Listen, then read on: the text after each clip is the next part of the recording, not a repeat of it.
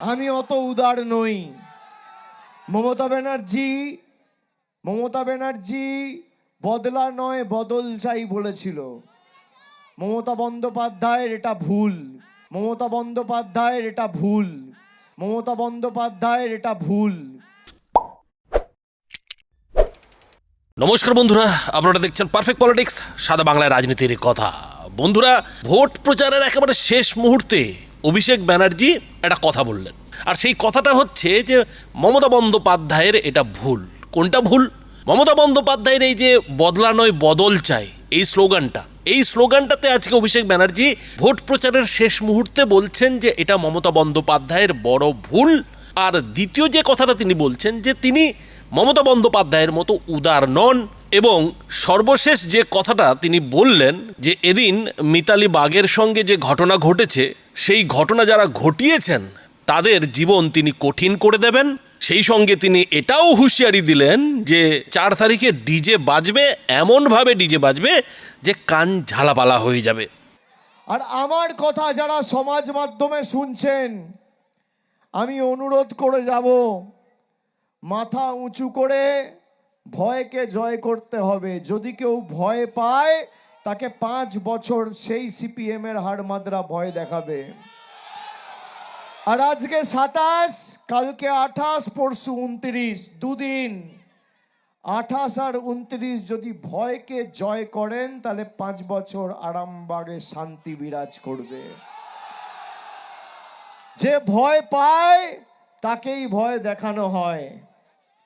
আমি দায়িত্ব নিয়ে আপনাদের বলে যাচ্ছি, যারা আজকে এই আক্রমণের সাথে যুক্ত আছে তাদের জীবনে আগামী দিন খুব কঠিন হতে চলেছে। আমি সতর্ক করে গেলাম। আমি খালি আরামবাগবাসীকে বলবো, ভোটটা এমনভাবে দেবেন 4 তারিখের পর যেন বিজেপির পতাকা ধরার লোক এই আরামবাগে না থাকে। আমাদের উপর যারা অত্যাচার করেছে, আমাদের বাংলাদেশি বলেছে, বাংলার অর্থ টাকা প্রাপ্য আটকে রেখেছে, এই অনিল বসুর ছেলে আজকে বিজেপিতে গিয়ে যাদের ঘরের ভিতরে লজ্জায় মুখ ঢেকে 20 বছর বসে থাকা উচিত, তারা আজকে বিজেপি করছে। কি অবস্থা! মানুষ যাদের প্রত্যাখ্যান করেছে তারা আজকে পদ্ম ফুলের ছত্রছায়ায় গিয়ে কাস্তে চালাচ্ছে। ভুলে গেলে হবে?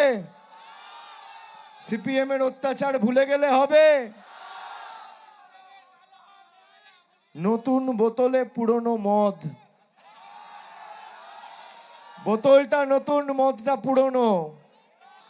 আর যারা করেছে আজকের এই ঘটনা, যারা ঘটিয়েছে, আমি ভাইদের অনুরোধ করব, মায়েদের অনুরোধ করব, এলাকার আইন শৃঙ্খলা নিজেদের রক্ষা করতে হবে। ছেড়ে দিলে চলবে না, নইলে সেই অনিল বসুদের বাহিনী কিন্তু রাজত্ব করবে। দেখুন, 2011 থেকে 14 বাড়ি থেকে বেরোতে পারেনি এরা। পেরেছিল? যেই বিজেপি ক্ষমতায় এসছে, সিপিএম এর হাড়মাদদের অল্প অল্প করে অক্সিজেন দিয়ে এখন নেতা তৈরি করেছে। আরামবাগের মানুষ ক্ষমা করবে না। যারা আরামবাগে এসে আরামবাগের মাটিকে অশান্ত করতে চেয়েছে, তাদের কড়ায় গন্ডায় সুদে আসলে আগামী দিন জবাব দিতে হবে। আর 4 তারিখ মমতা বন্দ্যোপাধ্যায় যতই উদার হোক, আরামবাগের স্টিয়ারিং আমার হাতে থাকবে।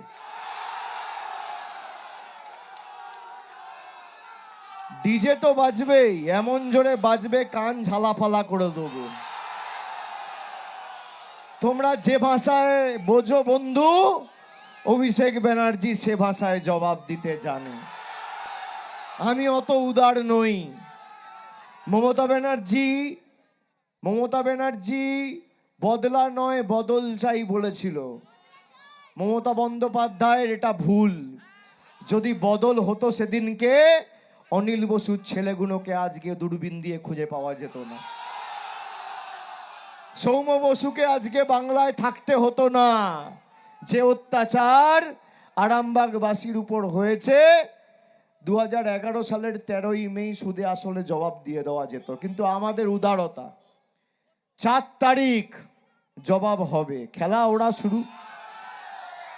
খেলা যখন আজকে ওরা শুরু করেছে মিতালির উপর আক্রমণ করে, ফিনিশিংটা আমি করব, শেষটা আমি করব 4 তারিখ, কথা দিয়ে যাই। আপনারা সকলে ভালো থাকুন, সুস্থ থাকুন। আর 4টে বিধানসভায় তৃণমূল যদি জেতে, আমি আবার দায়িত্ব নিয়ে বলছি, আরামবাগকে তৃণমূল কংগ্রেস আলাদা জেলা করবে, আমি কথা দিয়ে গেলাম। সকলে ভালো থাকবেন, সুস্থ থাকবেন। জয় হিন্দ, বন্দে মাতরম, জয় বাংলা। Love you two.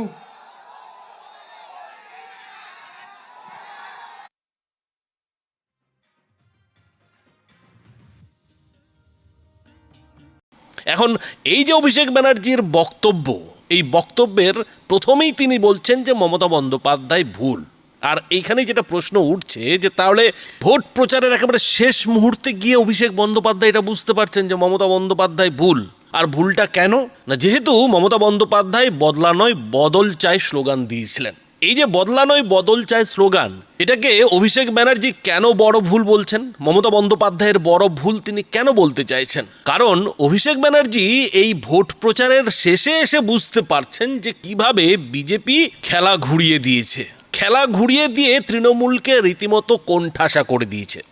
অভিষেক ব্যানার্জির যেটা দাবি যে এদিন মিতালি বাগের সঙ্গে যে ঘটনাটা ঘটেছে সেই ঘটনার পেছনে নাকি অনিল বসুর ছেলের মতো সিপিএমের হারমাদদের হাত রয়েছে, যারা কিনা এখন বিজেপিতে যোগ দিয়ে নেতা হয়ে গেছে। আর সেই জন্যই এদিন অভিষেক ব্যানার্জি আরামবাগে গিয়ে গাড়ির ছাদে উঠে হুঁশিয়ারিটা দিচ্ছেন যে 4 তারিখের পর আরামবাগ তিনি ঠান্ডা করে দেবেন, শান্ত করে দেবেন।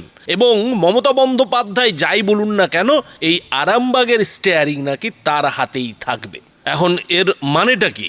মানেটা এটাই হতে পারে যে মমতা বন্দ্যোপাধ্যায় যদি চতুর্থবার জিতেও যান, মুখ্যমন্ত্রী যদি তিনি হয়েও যান, রাজ্যটা আসলে এই অভিষেক ব্যানার্জি চালাবে। রাজ্যের সমস্ত কাজকর্ম অভিষেক ব্যানার্জির নির্দেশে হবে। আর এখানেই খেয়াল করুন বন্ধুরা, অমিত শাহর সেই যে দাবি, অমিত শাহ কিন্তু এবারের ভোট প্রচারে এসে বারবার একটা কথা বলে গেছেন যে আসলে মমতা বন্দ্যোপাধ্যায় অভিষেক ব্যানার্জিকে পশ্চিমবঙ্গের মুখ্যমন্ত্রী করার একটা ছক কষে রেখেছেন। তলে তলে কিন্তু একটা নীল নকশা তৈরি করে রেখেছেন।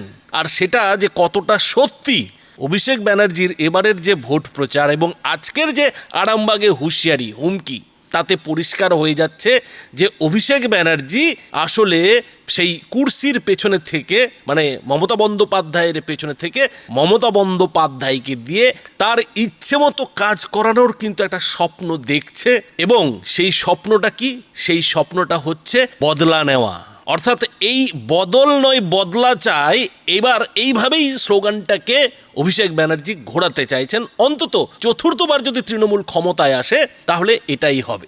মানে মমতা বন্দ্যোপাধ্যায় যতটা না ছটফট করছেন, তার কয়েক গুণ বেশি তার ভাইপো ছটফট করছেন যে কি করে এবারের ভোট সামাল দেওয়া যাবে। তবে সব কিছুই হবে যদি তৃণমূল এবার ক্ষমতায় ফেরে। তা না হলে কিন্তু এই যে অভিষেক ব্যানার্জির এত স্বপ্ন, এত বদলা নেওয়ার ইচ্ছে, সমস্ত কিছুই কিন্তু বৃথা যাবে।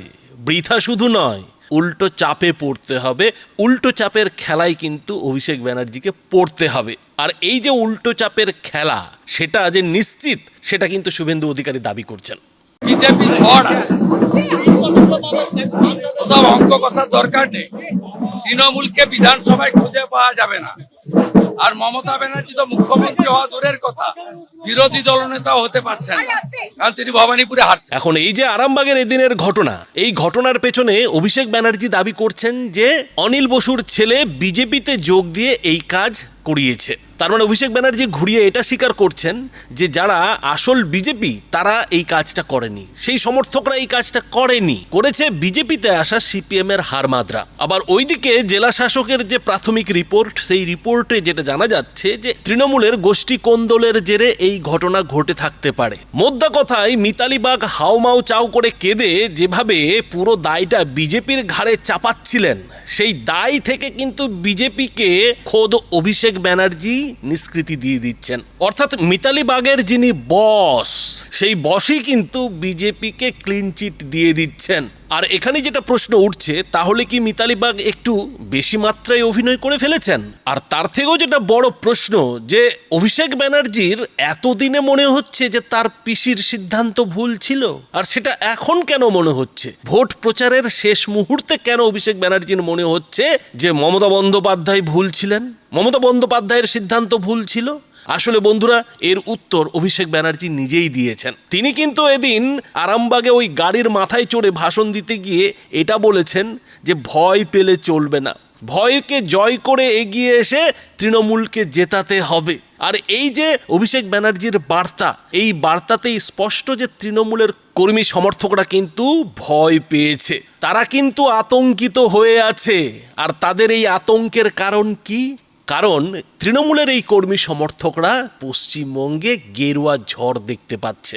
যে ধরনের জনসমর্থন বিজেপি পাচ্ছে সেটা তো সবার আগে মানুষ বুঝছে, তৃণমূলের কর্মী সমর্থকরা বুঝছেন। ফলে তাদের মাথায় তো এখন থেকেই ভয় ঢুকে আছে যে বিজেপি আসার পর তারা যদি তাদের বদলা নিতে শুরু করে তাহলে কি হবে। গত 15 বছর ধরে তৃণমূল যে কাজটা, যে অপকর্মটা বিরোধীদের কর্মী সমর্থকদের উপর করেছে, বিজেপির কর্মী সমর্থকদের উপরে করেছে, কিংবা সিপিএম এর কর্মী সমর্থকদের উপরে করেছে, তার পাল্টা যখন আসতে শুরু করবে তখন তারা কি করবে?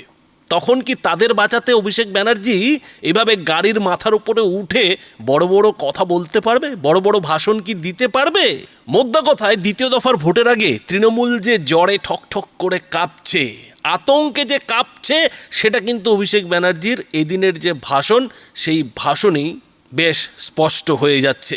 তবে বন্ধুরা, এই বিষয়ে আপনাদের কি মতামত? আপনাদের মতামত অবশ্যই এই ভিডিওটির নিচে কমেন্ট বক্সে লিখে জানাবেন। ধন্যবাদ।